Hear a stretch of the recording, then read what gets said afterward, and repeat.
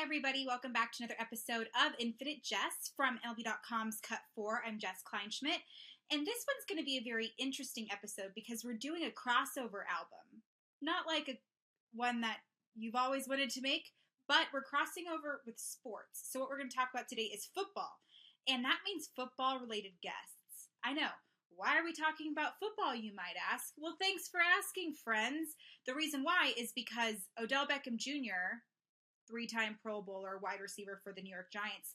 The dude can hit home runs, apparently, and he's done it a few times.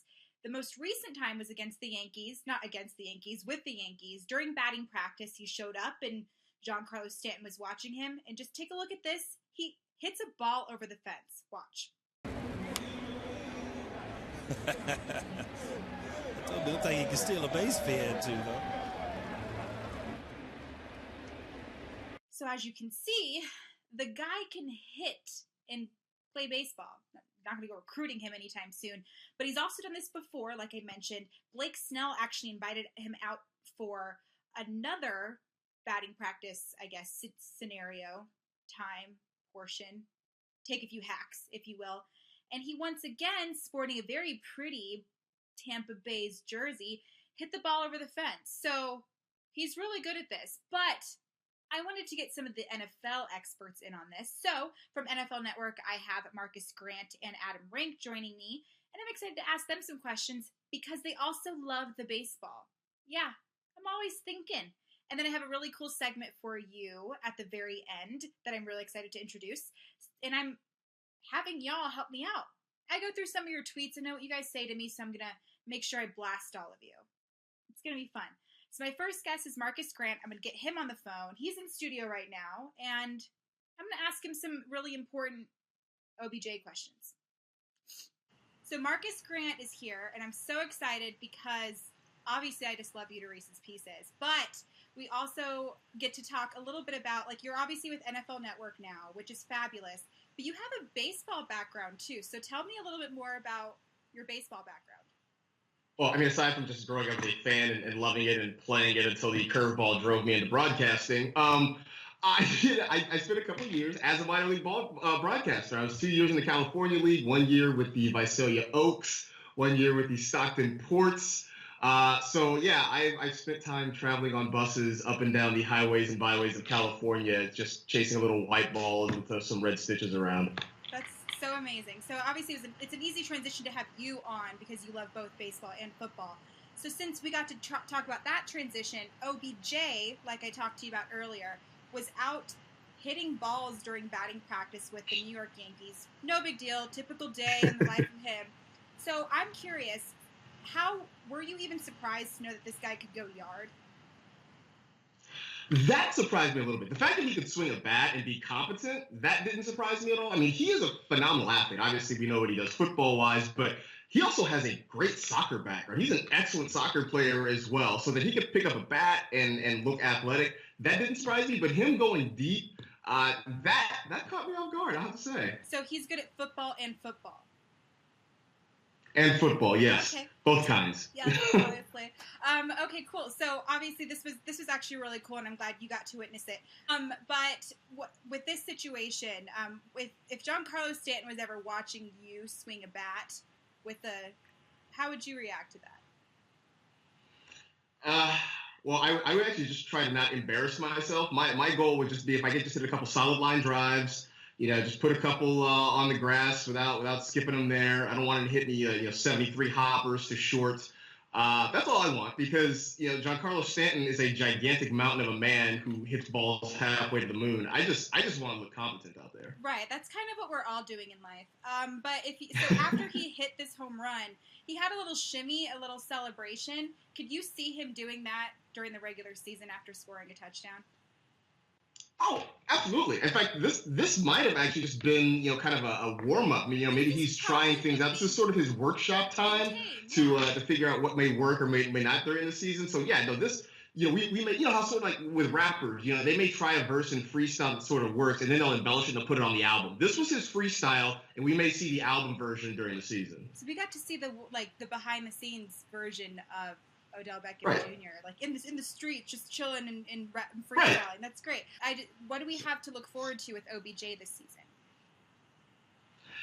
He'll be OBJ again, which means that as long as he's healthy, he'll be out there. He'll be making plays. I mean, he's going to be a star for the New York Giants. There's already videos of him at practice making ridiculous catches. So, if you're a Giants fan, OBJ is going to be fine. If you're a fan of any other team in that division, well, sorry about your luck. Hey, and at least we have this to look back on if nothing else is successful. Thank you, Marcas, so much for joining me. I really appreciate your time. Always just appreciate it. Thanks, Marcas, for joining me. He's awesome. I just love him. He's a good friend of mine. I'm really glad I got to get him on the show. He said he does have a background in baseball, so it was nice to know that he grew up a baseball fan, worked in baseball, and even threw a little curveball pun in there because we love us some puns. So next up, I have Adam Rank, who maybe he may not be as surprised that OBJ hit a home run over the fence like Marcas was. We'll take a look. Adam is a huge Mike Trout fan. Like, who isn't a huge Mike Trout fan? So I'm excited to have him on. So I'm going to give him a call and see what he has to say about Odell Beckham Jr. So I have Adam Rank here, and before we got on, he was excited because he actually gets to wear baseball memorabilia. So I'm excited to have you here. Obviously, he's a big Angels fan, which is great because I have some Mike Trout questions for you. But before, we're going to talk about OBJ, and he hit a home run in front of the Yankees. And I'm curious to know, how surprised were you to know that he hit a home run? Well, first of all, thank you very much for having me. This is a thrill to be in your presence and to talk baseball, even though we started with an OBJ question. But it's fun. It's fun to see these guys because you realize they're tremendous athletes, and it's not much of a surprise that OBJ's out there with the ability to put one into the seats, especially in a batting practice situation. And I think that we shouldn't be too amazed by it. I think that if you put any top athlete out there in a batting practice situation, I think they'll be able to go out there and do it. I think the biggest key is if he doesn't know it's coming, if you're changing speeds on him, if you're mixing it up, seeing him hit a home run in an actual game situation would have absolutely startled me. But for batting practice, he's a big guy. I'm not too shocked. Yeah, and it was just really cool to see. And he did it in front of Giancarlo Stanton, and I was like, that's a bucket list of mine. And I couldn't imagine, even playing a video game in front of Giancarlo Stanton and going there, that'd be phenomenal. So there's a lot of pressure to play New York sports. Highly for the Yankees, highly for the Mets. Like when Giancarlo Stanton went to the Yankees, people were mad he didn't go for the cycle and won at bat. So what is it like to be? What's the pressure like to play New York football? I don't think that it's comparable. I think the Yankees fans have I don't want to say unrealistic, but they've become accustomed to a certain level of living that if somebody walks into Yankee Stadium and they're not living up to expectations, they're going to hear about it. And you think about all the guys throughout their history who've not been able to make that transition. It's a pretty daunting place. It's not like playing in any other ballpark in the majors. And I can say that truthfully. With football, though, it's a little bit different. I think the New York fans are tough, and it's cool if you're doing well when you're out there, but I don't think that it's very comparable. I think that football is a different breed, and I think that just being an NFL player brings a certain level of pressure onto itself. A lot of people are into their fantasy leagues and everything like that, so I don't think that it's as tough. Whereas I think New York, and I think of the Michael Rappaport movie, or now what? It was actually a Brendan Fraser movie where he's the rookie in New York, but Michael Rappaport's that pitcher who runs off the mound without even throwing a pitch. I think of the pressure of performing in that stadium, even though the new stadium's not quite like the old one. I think the pressure for that is so much tougher than it would be for an NFL player. Yeah, no, I agree. It's a totally different breed, but you're obviously a big Mike Trout fan. He was really big as far as playoffs go. As his team won the Super Bowl, that's great. Now, after watching a little bit of OBJ going yard, we know Mike Trout's a freak athlete. Who do you think has the best transition? Would Mike Trout be transitioned easier as a football player, or do you think OBJ would be better transitioned as a baseball player? Well, if you think I'm saying anything other than Mike Trout, whether he wanted to play football, whether it was hockey. Why did I even ask? If it was highlight, I don't care. Mike Trout is going to go out there and going to be the best at anything that he absolutely wants to do. I think, because he's built like a football player, and I don't want to make light of how easy it would be to go out there, but Mike Trout is a big dude. He's a freak athlete. And so I think that he would have that transition. If he had started or if he had kept playing football, I don't know where he stopped, where somewhere around the line he decided to focus on baseball. If he would have stayed on that same plane, we would be talking about somebody who would be in the NFL right now. I don't know what position. Maybe it's kind of hard. Yeah. It's tough because you don't know how his body would have transformed as a playing football. Would he have been like a bigger guy? He could have been a tight end, maybe a Trey Burton type of person. Would he have been a safety like Eric Weddle? I don't know. It's one of those things, but I think he has the athleticism. OBJ, though, breaking down his swing a little bit, I'm not sure. There might be a little bit of a hitch there. I'm not sure that it would have translated. He's one of those guys that you see a lot of times in the minors who are extremely raw, and you love the tools. You hear that all the time during the draft. Like, he's a toolsy guy. He's a great athlete, and the minor league system is littered with great athletes who can't quite make that transition. I think he's got the long arms and everything, and it's tough, and we don't see a lot of those monster guys. Of course, Judge and Giancarlo Stanton are going to make me look stupid just for saying that right now, but I think that it would be so much harder. I think just getting to Double-A for OBJ would be a significant achievement. So I think, my unbiased and completely scientific opinion is that it's got to be Mike Trout. And it's true. And you think about the minor league organizations, how many steps it takes to even get looked at. Tim Tebow might end up playing for the Mets, so we don't really know. But OBJ actually hit a home run off of Mike Trout, kind of. Right. So your two worlds collided. Blake Snell invited him. The Rays were playing the A's as his guest. OBJ, you want to come by and like hang out for a bit? He hit another home run. Did that like mess with you a little bit, knowing that OBJ hit a home run off of your boys' team? Kind of. Well, listen, here's the thing is you see these guys come in and they're visitors and they're hanging out and having a good time, and it's fun to see. And it's like, why is he wearing Rays gear? Where is the Angels PR staff? Be like, oh, we'll let him on the field. Here's an Angels jersey. Here's an Angels bat. He gets to wear Rays gear. It was a good-looking Rays jersey, though. It was one of those throwback ones with the multicolor. So I'll give him that benefit. It looked good on OBJ, but I get where you're coming from. Yeah, it was a little bit disrespectful here in Anaheim.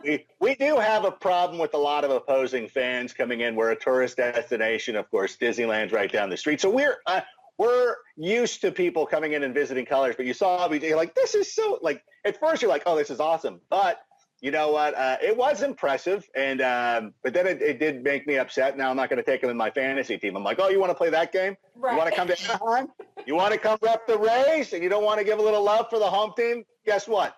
I'm going to take DeAndre Hopkins over you. How about that? That's where it comes down to. Little things will make people get off of your fantasy team. Remember that, people. Yeah. Cool. Have you gone to an Angels game yet this season? Have I gone? I've been to about 13, 14. Okay. I have a toddler, and my daughter loves to go. And I know a lot of people are like, my girl's good or my kid's good again. Like, legitimately, she's 2 years old, and she sits there. She's 3, but I still need to sneak her in of the 2-year-old thing. No, I'm joking. I'm buying her tickets now. That's the thing. Like, it was a happy birthday for her. I'm like, oh, happy birthday. Wait, now I got to pay to get for you. She was born a week ago. What are you talking about? Yeah.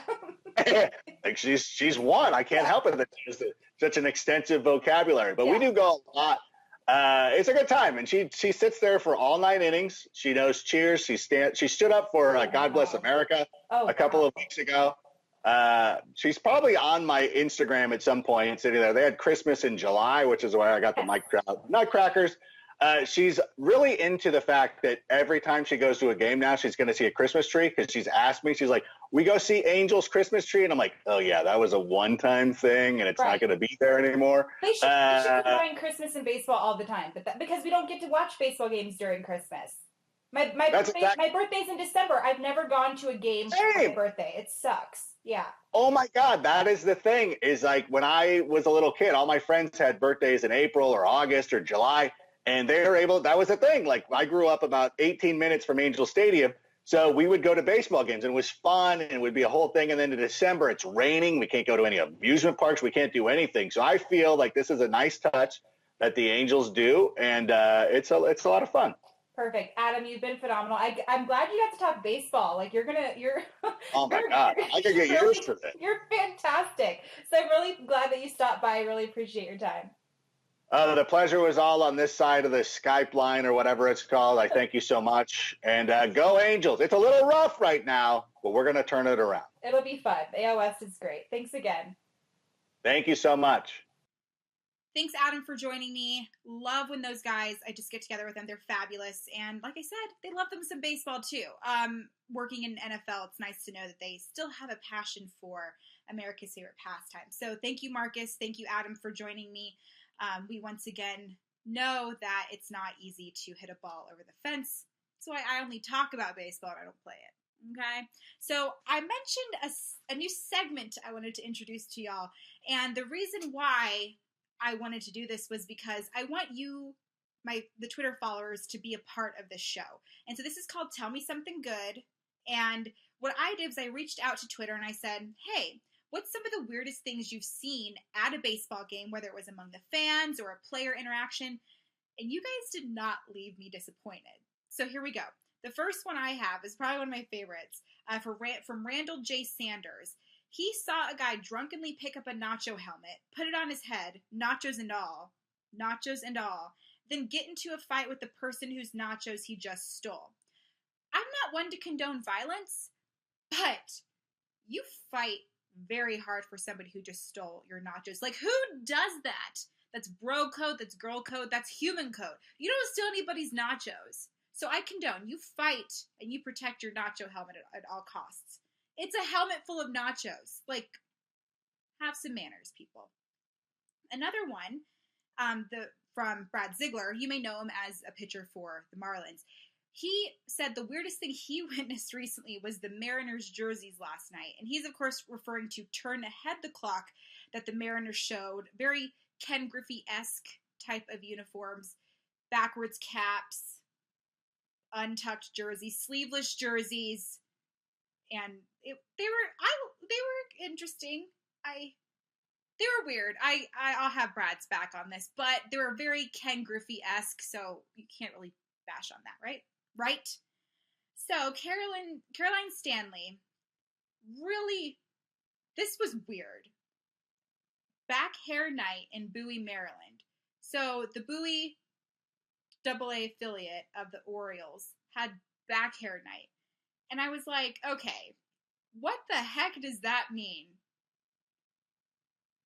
And she said, well, they shaved 3 dudes' backs in the dugout. What? Like, stop it. Minor league baseball promotions have gone out of control. They need to stop. Kevin Watterson, K-Watt, saw a woman walk out on a Jumbotron proposal at the Metrodome. That's not weird. That's respect. I respect this woman. If you are watching this, I want you to know I will buy you a drink or 7 because I have your back and that's what you should do. To the man who proposed to her on a Jumbotron, don't ever do that again. Thanks. Sean Heckert said that he saw a lady bring a family-size bottle of sriracha into Camden Yards in her purse. I don't even need to talk about how much I respect that as well. You want your sriracha sauce on your nachos that somebody didn't steal from you? Have at it, sunshine. Go for it. You think women have big purses because we keep we keep sriracha and ranch in there. And sometimes packets of sauce that are from our favorite fast food restaurants. This girl does. Albert Dixon, this was really cool. He said that he saw Julia Roberts filming a scene from the film My Best Friend's Wedding. You all have seen it, don't lie. In a luxury box during a Rangers and White Sox game. The big lights were suspended over the fans on field level. So they shot the movie, and there was a specific scene where her BFF was getting married. He's a sports reporter, and they were covering Frank Thomas, The Big Hurt. You should watch that because it's just a great movie.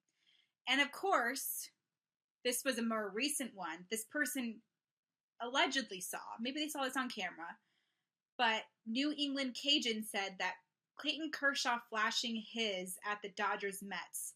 I was there. And there's a picture of Clayton Kershaw flashing. We covered it because it's a kids-friendly show. It's not. But I appreciate all of you, whether it's baseball players flashing, people bringing in sriracha, or anything else like that. I respect you. So I have your back with all the weirdness. Keep them coming. I'll have a new segment next week, and we'll think of something else to say. but just know that don't steal people's food and don't propose to people at ball games. Life lessons from Jess. Thank you guys so much for joining me. I'll be back next time on another segment, another episode of Infinite Jess, and I'll see you then. Bye.